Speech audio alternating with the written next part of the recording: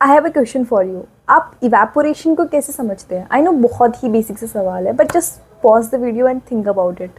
क्या पानी को सिर्फ गर्म करने पे वो इवेपोरेट करता है? नहीं, राइट। पानी तो रूम टेम्परेचर पे भी इवेपोरेट होता है और ठंड में भी कपड़े सूखते हैं। इसका मतलब ये है कि इवेपोरेशन किसी भी टेम्परेचर पे हो सकता है।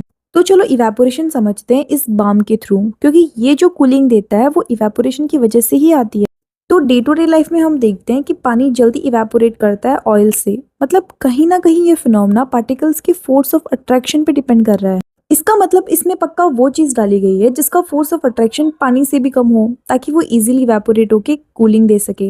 एंड वो चीज है अल्कोहल। इस बॉटल में अराउंड 15% अल्कोहल यूज किया गया है, जो हमें ठंडा ठंडा फील कराता है। नाउ द क्वेश्चन इज कि इवेपोरेशन होता कैसे है। इस क्वेश्चन को बहुत ही अच्छे से एक्सप्लेन करता है सर मैक्सवेल का वेलोसिटी डिस्ट्रीब्यूशन ग्राफ। इस ग्राफ के अकॉर्डिंग किसी भी टेम्परेचर पे पार्टिकल्स के पास में डिफरेंट डिफरेंट वेलोसिटीज होती हैं। मतलब कई पार्टिकल ऐसे हैं जो बहुत कम स्पीड पे मूव कर रहे हैं, ज्यादातर पार्टिकल ऐसे हैं जो मॉडरेट स्पीड पे मूव कर रहे हैं, एंड कुछ पार्टिकल ऐसे भी हैं जो बहुत ज्यादा स्पीड पे मूव कर रहे हैं।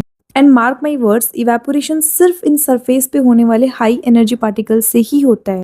ऐसा क्यों? बिकॉज इन पार्टिकल्स के पास में ऑलरेडी एनफ एनर्जी है कि ये आसपास के फोर्स ऑफ अट्रैक्शन को ओवरकम करके फ्री पार्टिकल्स बन सके। एंड फ्री पार्टिकल्स को ही गैस बोलते हैं। And that's how we got gas from liquid. अब ये पार्टिकल तो गैस बन के उड़ गए, लेकिन ये ग्राफ ऐसा तो रहेगा नहीं।